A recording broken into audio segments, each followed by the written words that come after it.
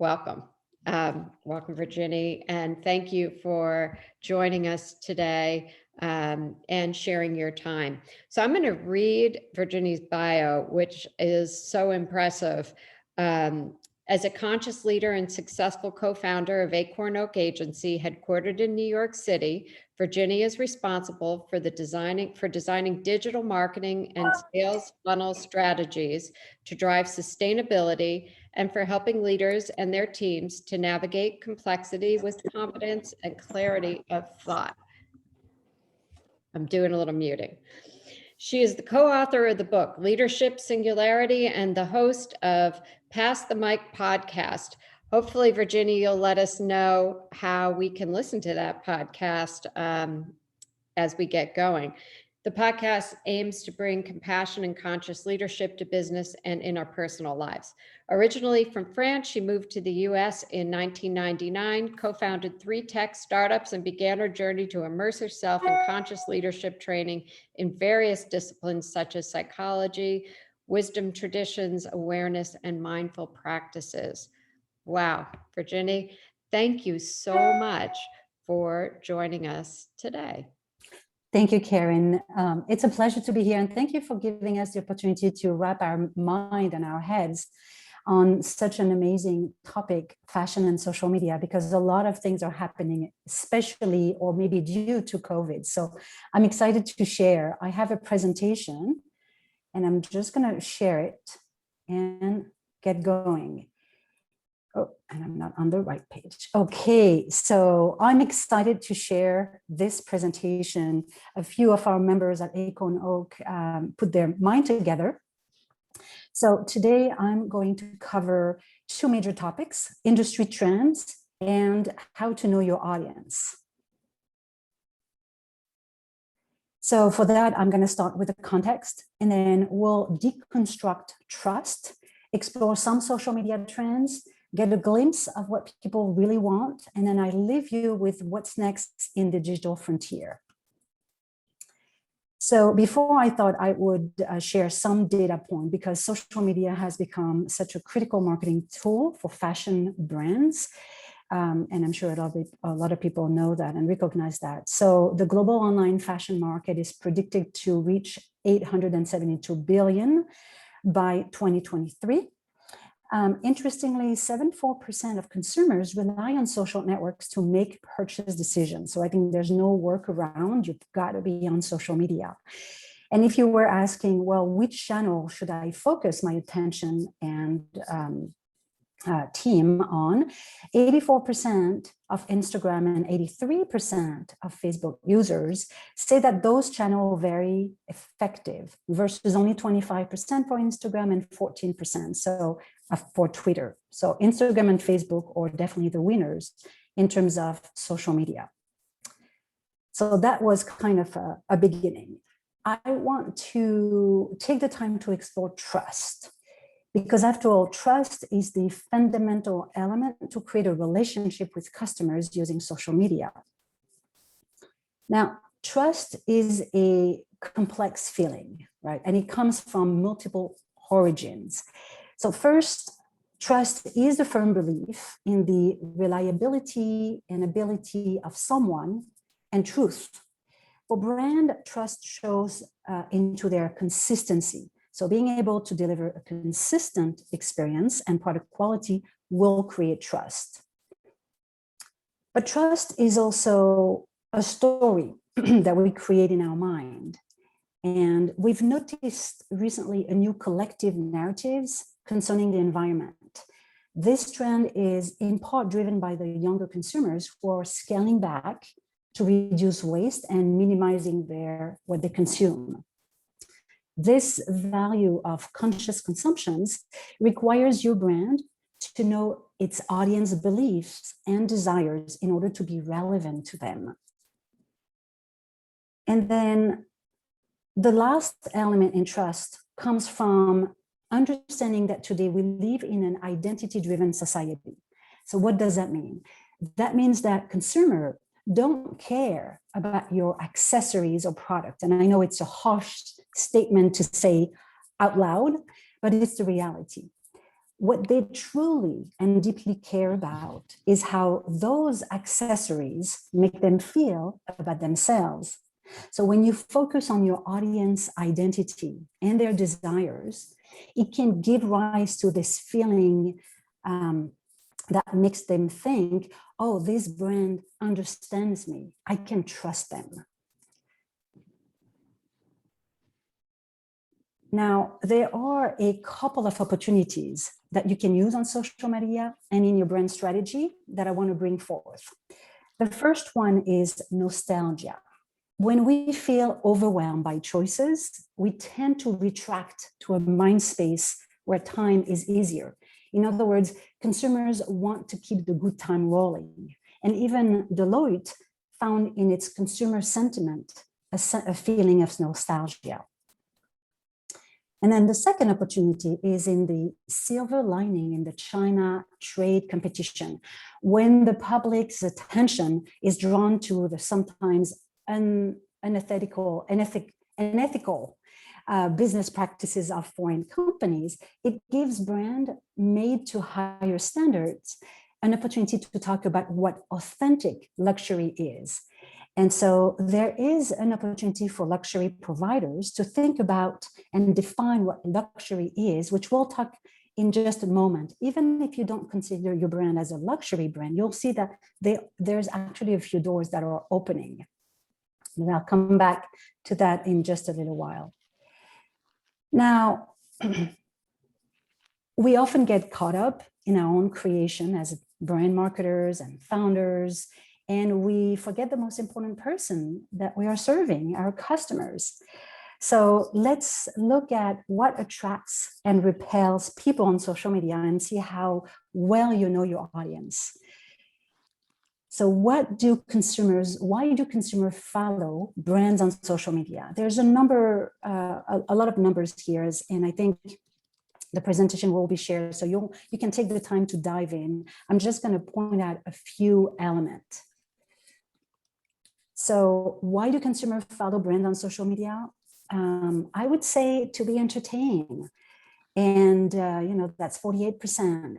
To connect with other people, 36%, and to be inspired, 36%. Why do consumers unfollow brands on social media?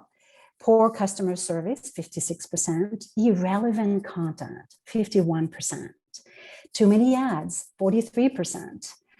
So these are some interesting data points to be reminded of what to do and what not to do. Now, what do people do after following? 87% go directly to the website. 78%, and again, I'm just picking and choosing the data that matters to me. 78% will start talking about that brand to friends and family, and some even will recommend it. 70% or will draw inspiration from that brand.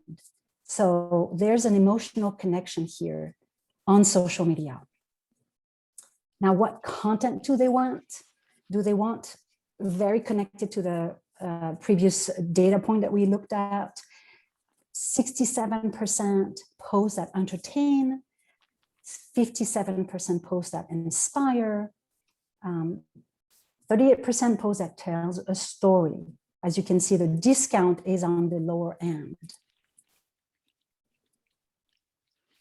Now, before we end on the digital frontier and what's next, I want to share what to do and what not to do on social media. Now, it sounds obvious. Number one, listen and add value to the conversation. And as I was saying, it sounds obvious, but very few people actually listen, really listen. Because if you did, you would use specific KPIs for listening. Most organizations will track the number of followers, the number of shares, the revenue. But how do you know that you're really adding value to people's lives? So listening KPIs could be, one, the time you spend on just listening. Two, the KPI could be the key topic or the hot topic of the week.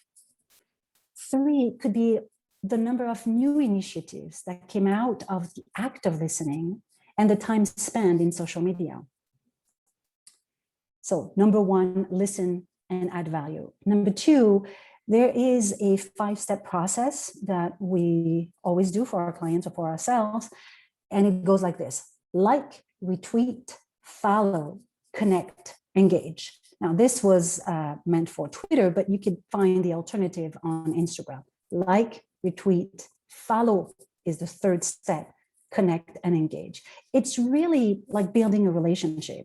And because we're in a society that pushes us, marketers, to focus on data and revenue, we forget about this relationship, which takes time. There is, I don't know if you're aware, this 411 rules in terms of content. If you were to post 6 pieces of content, 4 posts would be on external content, 1 on your own content, brand content, and 1 cat picture. And the cat picture is the alternative for a funny, inspirational, something that goes beyond the product, the brand, and the services that you offer. And then, of course, what to do, track and measure. It's really important to track and measure to know if what you're doing is working and to know what is not working. Now, what not to do, marketers and brand strategists across all industry, actually, it's not just luxury or fashion. We are arriving at a really interesting place these days. With the overwhelming amount of choices, the low attention span, the feeling of distrust from consumers, and the rejection of traditional advertising, there's this feeling that often we've never asked company to email us or text us or follow us, yet they kept offering. I mean, how many times have you unsubscribed or unfollowed a brand because they were too talkative, too pushy, or just plain boring? This is why when we talk about social media, a community is stronger than an audience. A community is stronger than an audience. Now, of course, having a community means, above all, creating relationship between members and the brand and co-creating value for both. It seems obvious, again, but very few brands are doing it the right way. Frequently, brands call community their followers, a WhatsApp group, or even the members of a loyalty program or subscriber to a club. Basically, the term community is used to indicate an audience that is more or less linked to a brand. A community is much more than that and much more difficult than that. Communities are born around an idea or value proposition shared by a company, a team, or even a person. A community means developing open relationship from a proposal of common value. And that's only after those 2 first steps that opportunity are arising. And you can see your followers turning into advocates and passionate people from whom you get product idea and services, and you go beyond the idea of your own team. So I really invite you to bring your team to think about, how do you turn your audience into a community? And to me, brands that will survive and thrive in this new economy will be the ones nurturing a community. So I want to leave you with this. Now, let's talk about what the future may look like and what's in that digital frontier. So I want to leave you with a couple of trends that are emerging that might have a strong future, particularly for fashion and accessories brand. The first one is resale. Resale is expected to overtake the traditional thrift and donation segment by 2024. Resale is growing 21 times as fast as the broader retail sector and will soon become a $51 billion market. So if you haven't thought of it, that's an opportunity. And it's actually it's becoming, it's written here, a very cool market, even with the wealthier. Young generation want to be part of it. The second trend that is emerging is the meaning. Meaning is going through a crisis. Luxury has lost its meaning, actually, and opportunity lies in returning to the key pillar of luxury, which are quality, craftsmanship, design, attention to details, uniqueness, and authenticity. Now, if your company doesn't consider itself a luxury brand, you might want to reconsider. Why? Because luxury has lost its meaning and there are new opportunities to position your brand. And I'll share a little bit more about this in just a minute, actually right now. So I don't know if you know this online magazine, it's called thecool.com. It was started by a German publisher who offers a new take on luxury, lifestyle, and art. And he says, luxury for me is not about buying expensive things. It's about being aligned with myself and being able to appreciate quality. Aligning with myself, that is the new meaning of luxury. And that's the common desire and feeling that we find across all industries. And it's a radical new luxury statement.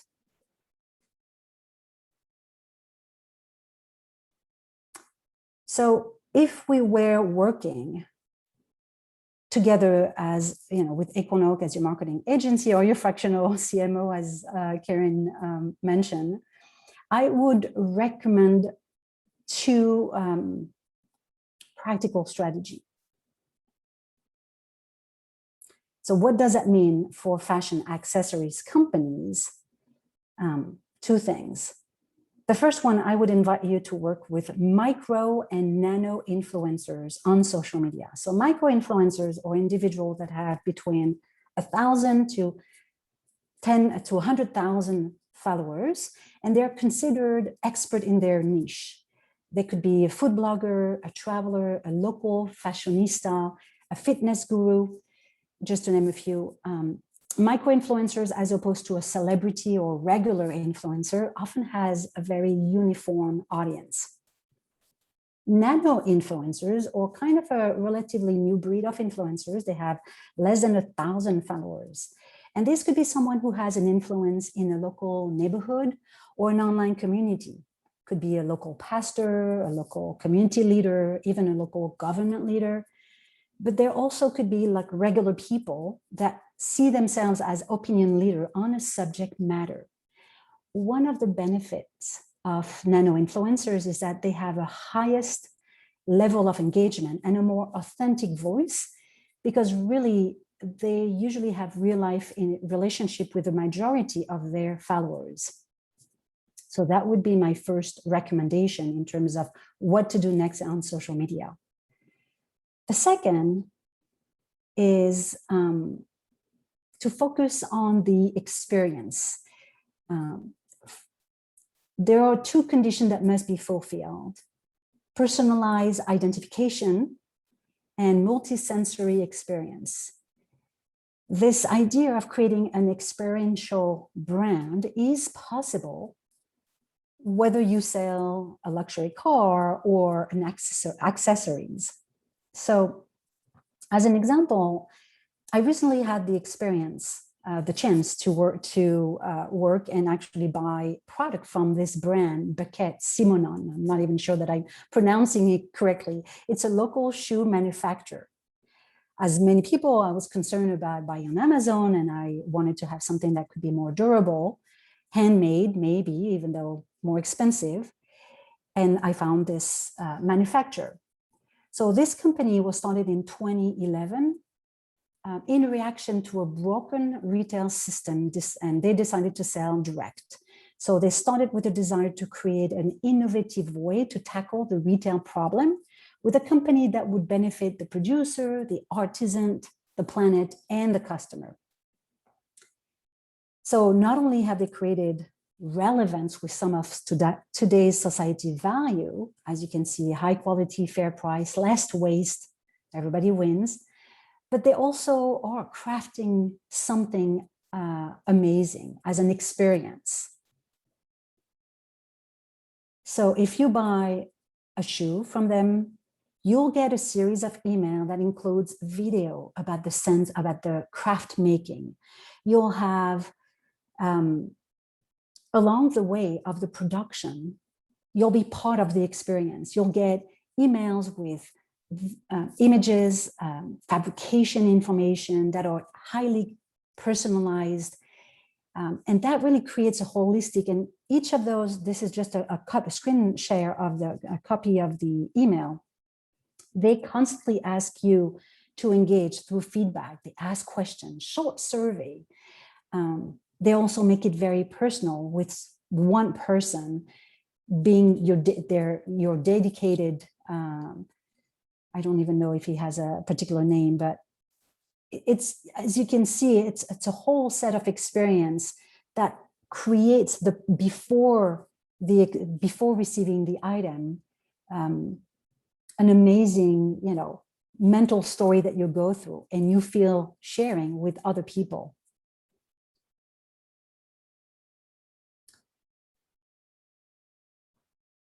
I like what Maria Eugenia Sharon says about luxury. In the luxury universe, the constant challenge is to transform creativity into profitability. It's always people who make the brand.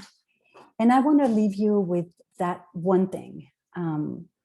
Creativity is the hallmark of all great luxury brands, and that creativity comes from the people behind the brand.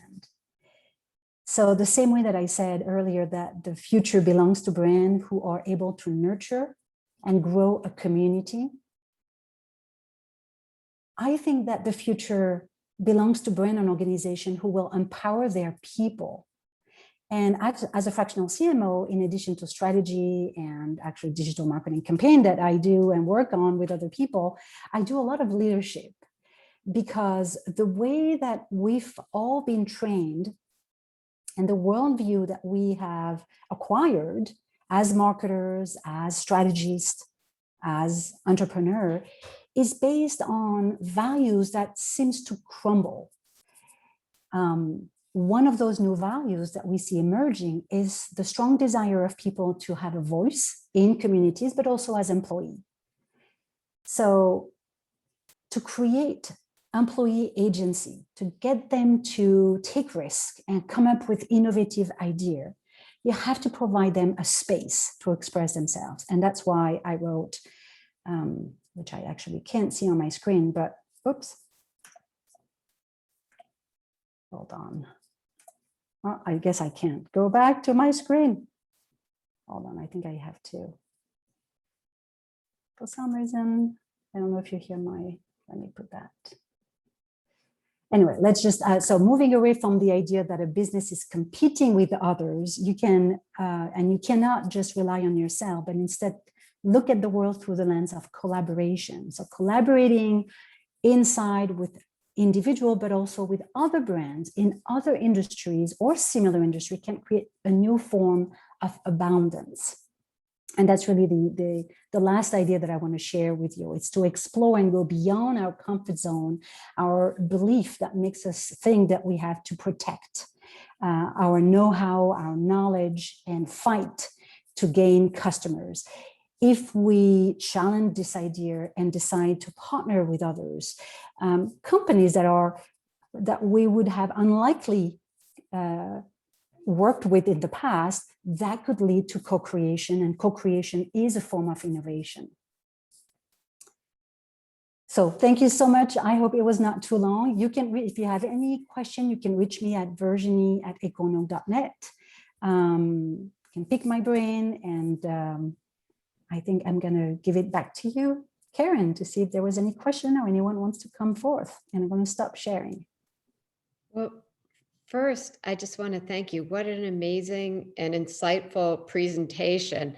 And you know how sometimes there's like a buzz that goes on behind the scenes. My team has been messaging each other and saying, oh, we need to do this or we need to do that. So I thank you profusely, because I think there's definitely information in there that we are going to we are going to use. So anyone who has a question, if you want to put it in the chat, you want to raise your hand, you know, put it in the comments. We'd love to get your comments. One question that I have is, you know, over the last year almost and a half, how have you seen things change, you know, as far as brands communicating or social, or it's a big question, but even what you were saying about luxury sort of losing its meaning, like how have things, you've seen things change, and how might we think about it approaching some of these as we go forward? That's a very wide question. So I'm gonna share one thing that I've noticed with the pandemic, and at least in the U.S., giving a lot of giving money to individuals and people, you know, due to losing their job, that has caused an interesting movement. So if you can imagine, there has been a lot of young individuals who've gotten thousands of dollars due to unemployment by, you know, the government, and not everyone actually saved that money. I've heard from major top luxury brand an overwhelming amount of young individuals going to those high-end stores and spending their money, which is great. However, what was interesting is these individuals are expecting a different type of experience. So if you go to Chanel or any, you know, luxury brand, it's usually targeted to a specific crowd, and these crowds or, you know, behave in a certain way. So the young generation is expecting something else, and it threw people within the stores completely kind of in, you know, outside their comfort zone. That's number one. Number two, they saw a rise of people stealing. Yeah, and so a few of my clients in that industry were saying we want, you know, the government to stop giving money because we can't handle that audience, that niche, etc. So I think that was interesting, which you don't hear on social media. You know, no brand is going to disclose the back end story. But so that's one thing that I wanted to share, to see, you know, some of the changes that is happening in the marketplace. Wow. And what about on the social communication? I mean, clearly you're not going to talk about people stealing, but are they, you know, the messaging, I loved your 411 kind of process of it. Is that, you know, has that changed? Does that, you know? Unfortunately, most brands are not going to change until they are feeling pain. The change and the disruption is going to come through small organization. You can see in fintech, you can see in any other industry. It's going to be disrupted by small organizations who are willing to take more risk. So to me, I haven't seen a big change in terms of communication. Yes, you can see most big brands being politically correct and talking about, you know, we've hired a diversity and inclusion VP. We're, you know, doing this and that, we communicate, but unless you can feel either in the management style or, you know, building a community is about taking a lot of risk. So it takes time for brand to change. Yeah. Yeah, we definitely saw companies that spoke up, and if there wasn't substance behind it, you got called out.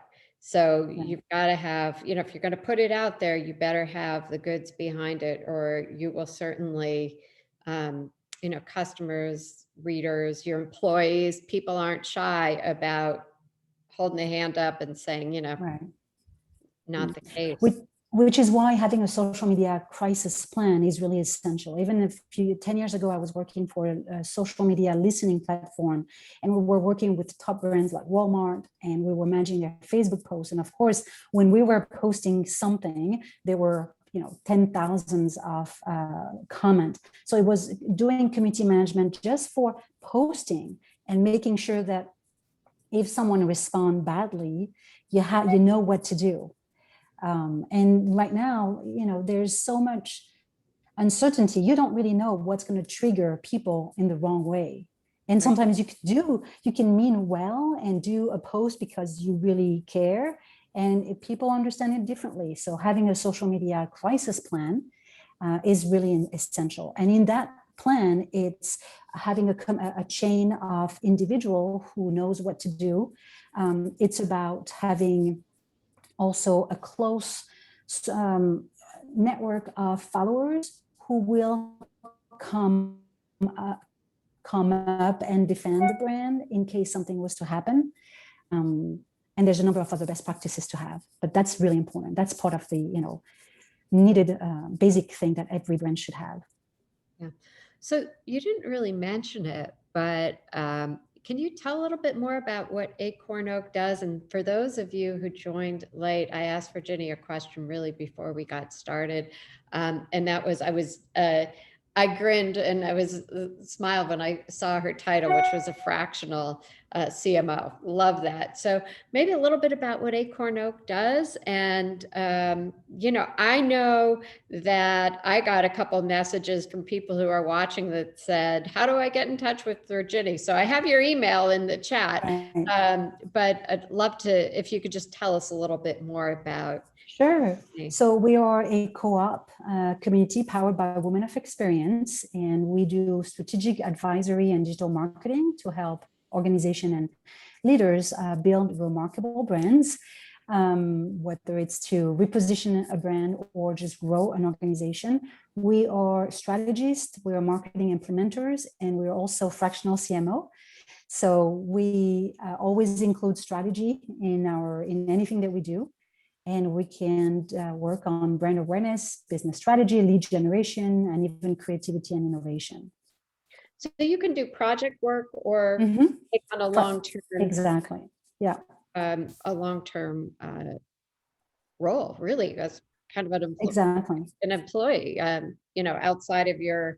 Yes, and fractional is a new term that really fills the gap between the consultant who's outside the organization giving some high-level strategy recommendation and the interim employee that just fills a gap. So we give a fraction of our work. We usually work 1 to 2 days a week as CMO, and we do all the work that any CMO would do for 3 to 6 months. Or we act as a marketing project team, your external marketing team project, and we work on anything from advertising, content creation, anything that marketing needs. Wow. Okay, so if I want to follow AcornOak, it's AcornOak Tribe. Yes. And Virginie G.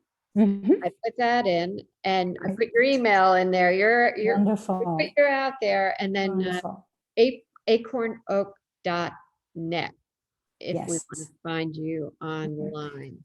And you'll easily find the podcast. The podcast is Pass the Mic. We group people around one particular question, and we see different worldview.